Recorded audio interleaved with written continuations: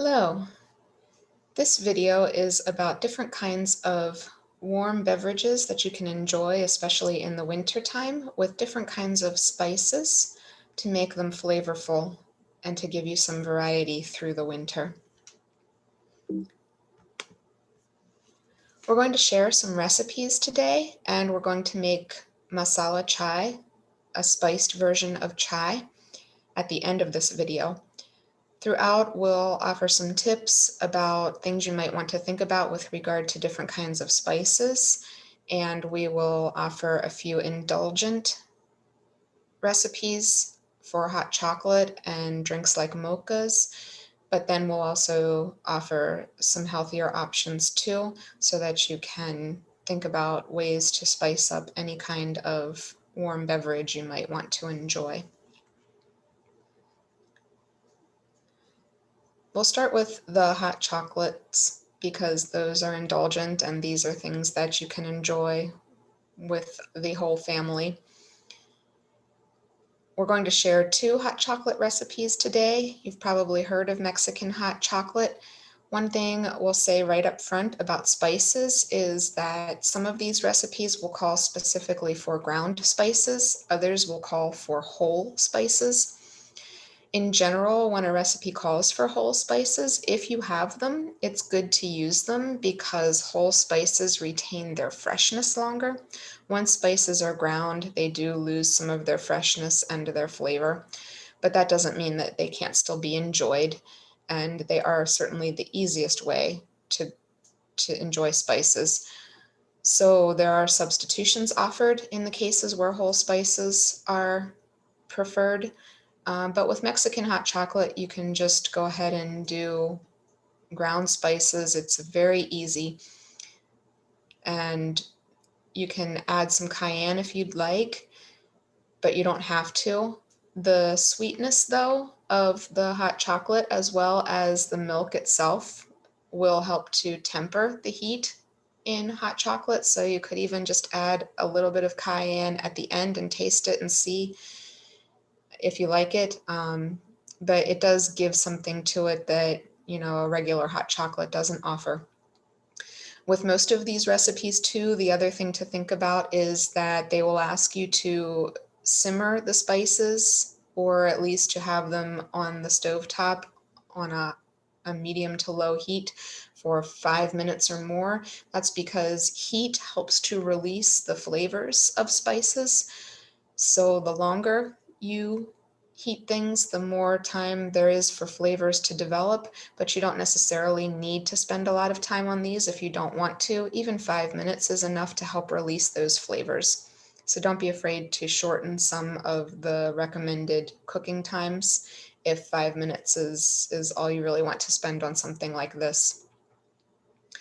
The other thing that we're going to offer, as you can see here, is for some of these recipes, there are options to make a larger amount if you'd like. If you want to gift some of these to people through the holidays, you can use different kinds of mason jars or other resealable containers that are airtight, and you can give them as gifts. Not all of these recipes will be viable that way, but the ones that are, we provide you the proportions.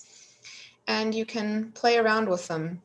You can add cayenne if you want or not. You can replace different kinds of seasonings on some of these to suit different people, yourself, or anyone you might be gifting these different mixes to. So this is fairly straightforward. If you know how to make hot chocolate, you're basically adding some seasoning to it and cooking it just a little bit longer than you normally would because it helps to develop the flavor of the spices. One that is more fun and more indulgent and is probably good for kids as long as you're not afraid to give them some sugar is s'mores hot chocolate, which is very mildly spiced. The only spice in it is cinnamon. And this is one that is not viable to really do as a gift because the marshmallows and the chocolate chips and so many additions that you just wouldn't want to put in a container for longer term storage. So it's not necessarily worth it to make this kind of mix to give to people, unless you wanted to also give them packets of chocolate chips and marshmallows and things to go with it. but this is a similar idea to the Mexican hot chocolate. Just cook it for a little bit so the cinnamon can come in and develop some flavor, and then you basically layer the other ingredients on top. You can mix them in together if you'd like. As you can see in this one, I put the graham crackers on top of the whipped cream. So you can play around with it and do what you want with it, and it makes for a nice treat. It's really more of a dessert than anything. One that's not necessarily for the kids, but more for the adults is a mocha, which also tastes a lot like hot chocolate, but it's not quite as rich in chocolate flavor because of the coffee. This recipe for mocha is spiced with cardamom, which is similar to ginger. It's actually in the same family as ginger, and I can show you what it looks like, at least in the dry version.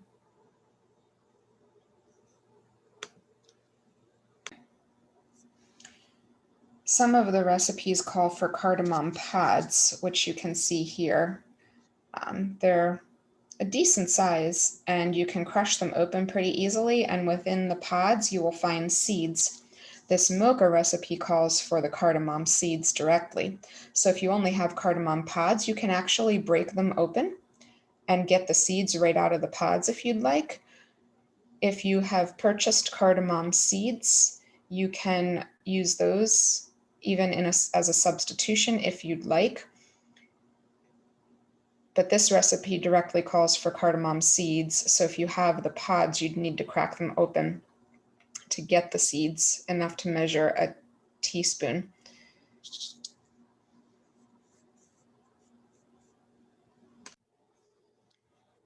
For this recipe, you do need, as I mentioned, cardamom seeds. You need a half teaspoon for every 12-ounce cup of mocha that you're going to make. Or if you don't have either the cardamom pods or the seeds, you could substitute about 1/8 of a teaspoon of ground cardamom.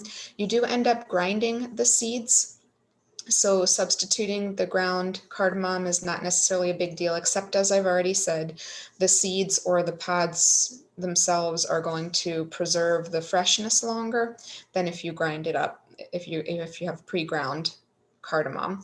So you can substitute the proportion that I've offered here, or if you have a mortar and pestle, or even just a bowl and a spoon, as we'll see later when we make some chai, you can just use a bowl and a spoon to crush up these whole spices.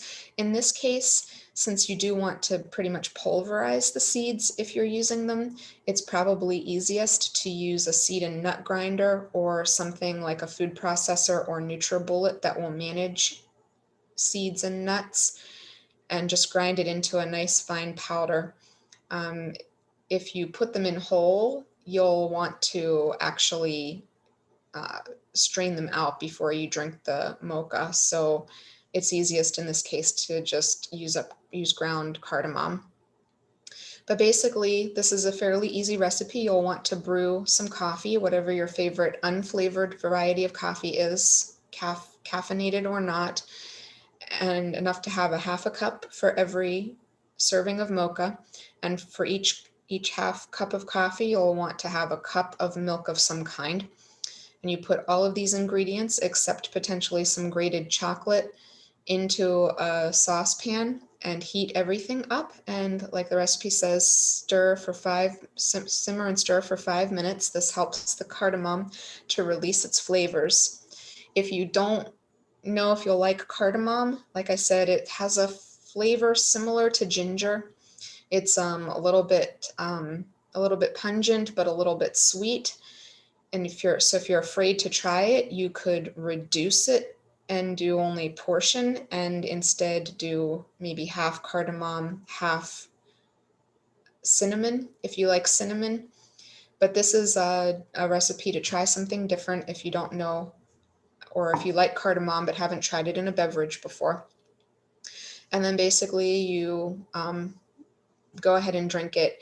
And this is something that you can make to gift to somebody, because you can mix that cocoa powder and you can use some sugar or some granulated sweetener, and then just use a half or a quarter teaspoon of ground cardamom for every half pint of the mix that you want to make.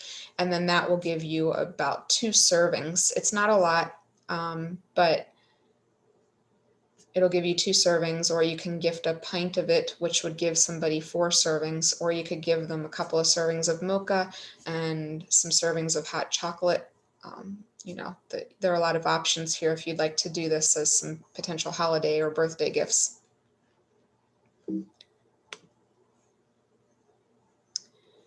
If you don't want caffeine, but you'd like a warm beverage, you can use any kind of milk as well and heat that on the stove top in a saucepan and just add some things to flavor it. You can add maple syrup or another sweetener, as much as you want to sweeten it, and a little bit of vanilla and a pinch of cinnamon, or you can try a different spice. You can try different varieties at different times and see what you like, just to keep things interesting and different throughout the winter. And this cooks for about 5 minutes again to release the flavors of the spices. And then you can just froth it a bit if you'd like while it's still in the saucepan before you pour it into a mug. This is another one that you can't really gift because it's just such a straightforward recipe. Plus, anything that would be all spices would be expensive to gift.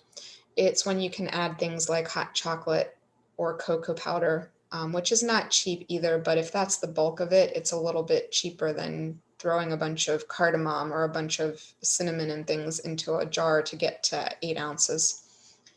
So this is something just to make for yourself or to make for your family some evening when you're looking for something different, but maybe don't want that caffeine because it'll keep your kids up.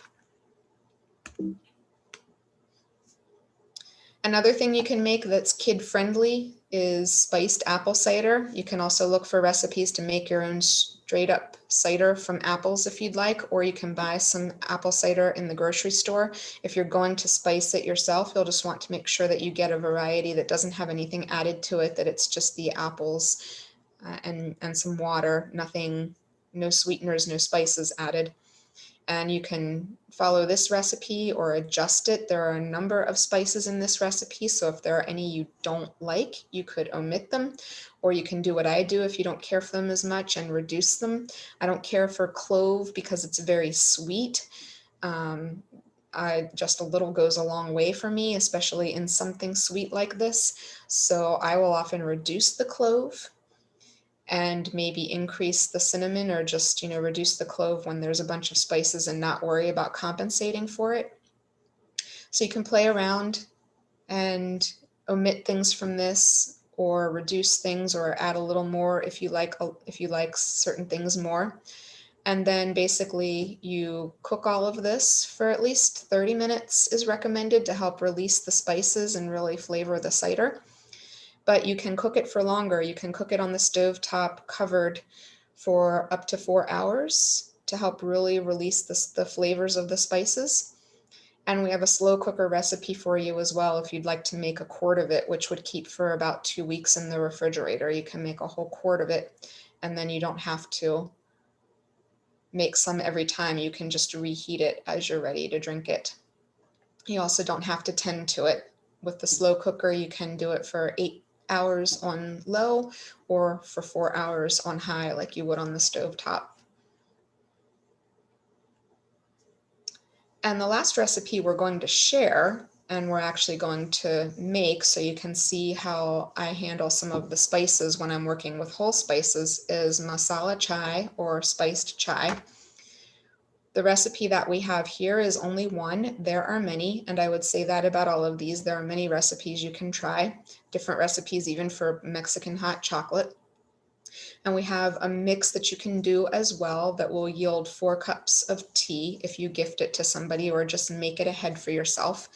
And instead of fresh ginger for the mix, you can do candied ginger, which will sweeten it a bit, but it provides an option for ginger that is a whole spice but dry, that will store for a longer period of time.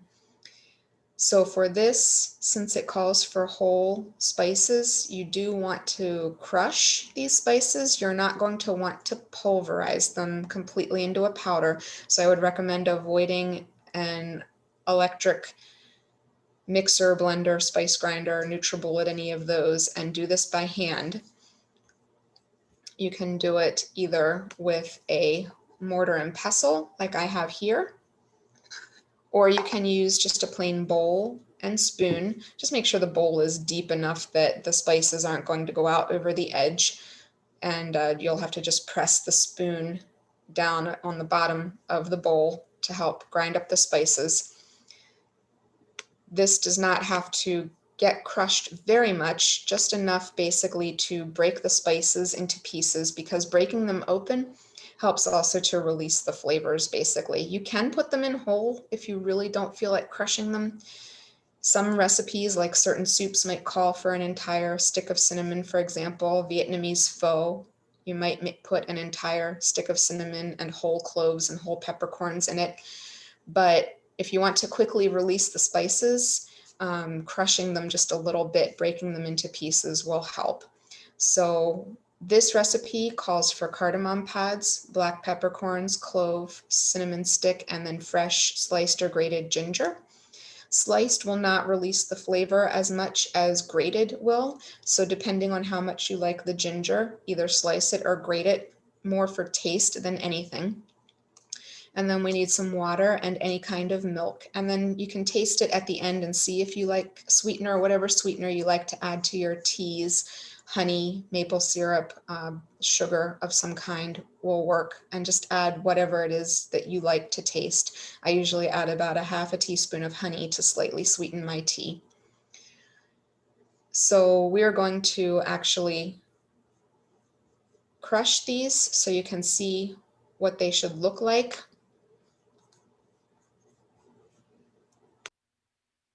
Here you can see the whole spices. You can see the clove with the stem and the black peppercorns. The cardamom seeds, or the cardamom pods, are blending in a little bit, but you can see them there. So we're going to go ahead and crush these, and you can see what they look like when they're crushed. So here's what the crushed spices look like. As you can see, the cardamom pods are still fairly whole, but they've cracked open, so the seeds have come out and gotten crushed a little bit. And you can see that the black peppercorns and the clove have gotten crushed a bit as well. Like I said, they don't need to be fully crushed, fully pulverized. You don't want that. You just want to basically break them into some pieces to help release the flavors. I didn't mention the cinnamon stick. Sometimes you have recipes that call for a whole stick, and if you're making a larger amount, you may just need whole sticks to gift it or to store it for later. But for 1 cup of chai, you only need a partial piece of cinnamon stick. What I recommend doing is just taking some utility scissors from the kitchen and cutting it. I'm going to cut this and put it in the mortar and crush it up so that it's in pieces. And it doesn't need to be, it can be in large chunks. I will show you what it looks like. And here you can see the cinnamon sticks. They're still fairly large chunks, and it may even break up for you as you cut it a bit, but you'll want to crush it just a bit more with a spoon or with a mortar and pestle. So as you can see from the recipe now, I'm ready for all of these spices along with the ginger to go into a saucepan with the 2/3 cup of water, or more if you're making more, but I've made enough for a cup. So I'm going to just turn on the burner, and I'm going to let this come to a boil and reduce the heat to medium low, and just let it simmer for about 10 to 15 minutes. So the spices are simmering with the water. And I will say that this recipe, the instructions tell you to let the spices simmer with the water for 10 to 15 minutes, and then to add the tea leaves and to allow it to cook for another 5 minutes, and then to let it steep off of the heat for another 5. But once you've added the milk, but you could Go ahead and cook the spices directly with the tea leaves. You don't have to necessarily do both of those steps separately. The reason I do is that, as I said, the longer you cook the spices, the more the flavors come through. But also, the longer you cook tea, the more the flavor and the caffeine come through. And I don't like a super strong cup of tea. Some people do. If you like a strong cup of tea, you can do the spices and the tea together, or if you are afraid that the spices might be too much for you the first time you give it a try, you could just go ahead and cook everything for about 5 minutes and then take it off of the burner and add the milk and let it steep for another 5. You can try it out and see what works for you depending on how much you like spices. You can also, as I said, with the apple cider, you can reduce or omit any of these spices if you're not sure about them. Can reduce the black peppercorns, for example, if you don't want to have a lot of pepper. It doesn't really make it very peppery, though. There's a lot of other stuff in the chai, so you don't really taste it that much.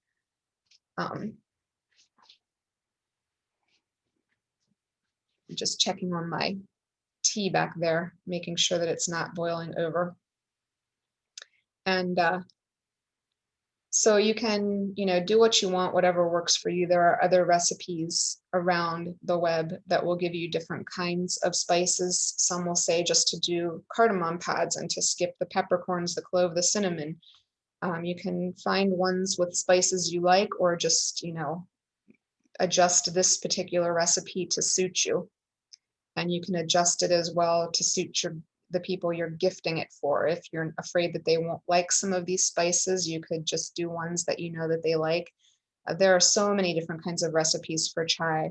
There are different recipes for different regions of India where it originates, but at the same time, it has spread beyond India. So there are plenty of options out there. Find something that works for you based on your taste palette, and enjoy it.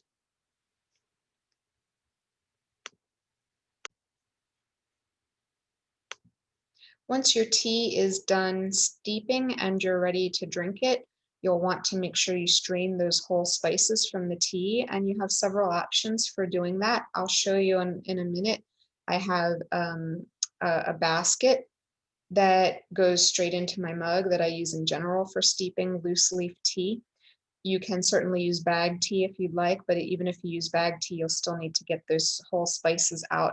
It can be hard to get the bits and pieces out with just a slotted spoon in this case, but you could try.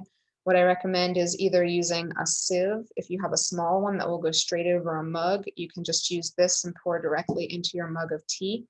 If you don't have the small one, you can use a larger one and pour it into a bowl first, something that is large enough to accommodate the size of your strainer so that the tea doesn't pour out over the side of the container. But if you have a basket for steeping tea like I do, that's probably the easiest way to just pour your tea directly into your mug. So this is the basket that I put in my mug, and I use this for loose leaf tea, but it's perfect for these whole spices as well. And I'm just going to go ahead and pour the tea mixture straight into this mug with the basket in it. So here's what the tea looks like in the mug, in the tea infuser basket. And I can just lift this out, and you can see the spices at the bottom, and I can remove that, and the tea is ready to drink.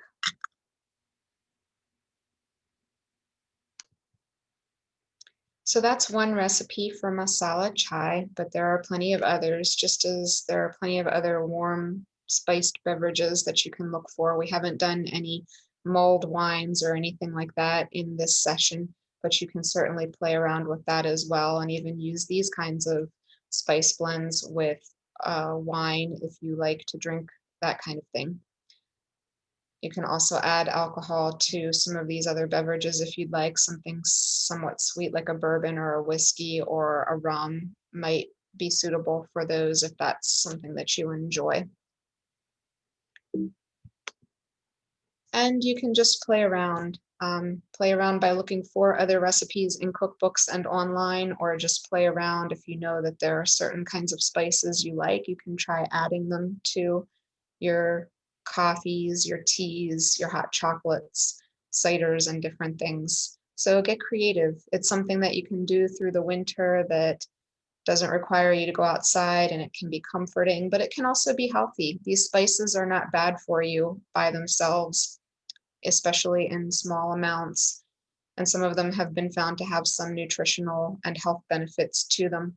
So it's really some of the things we add into these drinks, like the fatty milks and the sugars, that are bad for us, in especially in higher amounts. So you can play around with things and keep it healthy if you'd like, but you can also indulge and make things like s'mores hot chocolate.